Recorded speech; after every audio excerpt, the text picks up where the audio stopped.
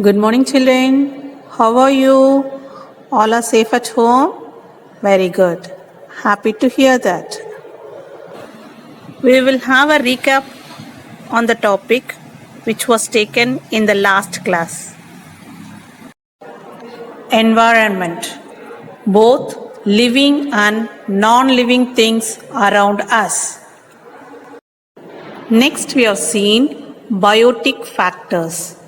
Biotic factors means living organism in our environment. Abiotic factors, non-living things in our environment. At last, we have seen difference between biotic and abiotic factors. Biotic factors, they can breathe and grow. Abiotic factors, they cannot breathe and grow. In biotic factors, they need food to live. In abiotic factors, they do not need food to live. Biotic factors, they can feel. Abiotic factors, they cannot feel. Biotic factors, they give birth to young ones. Abiotic factors, they do not give birth to young ones. Okay, children. Now we will see today's topic. Interaction between biotic and abiotic factors. All biotic factors depend upon abiotic factors.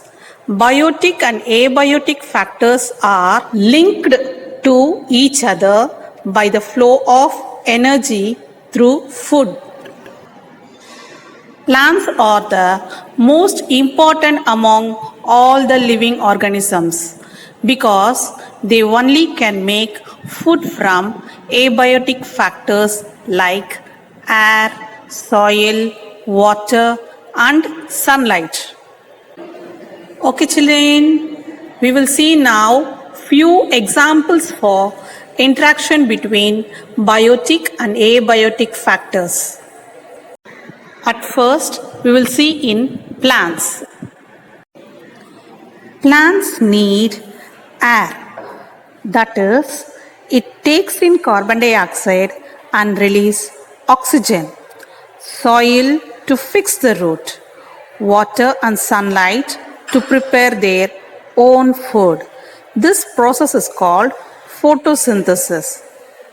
In this, we can understand that plants depend upon abiotic factors such as air, soil, water, sunlight for their survival.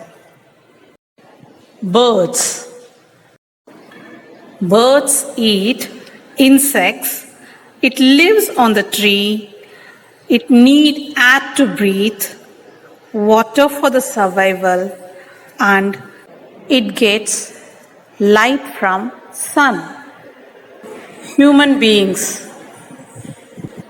Human beings depends on both plants and animals for their food, water to drink, air to breathe.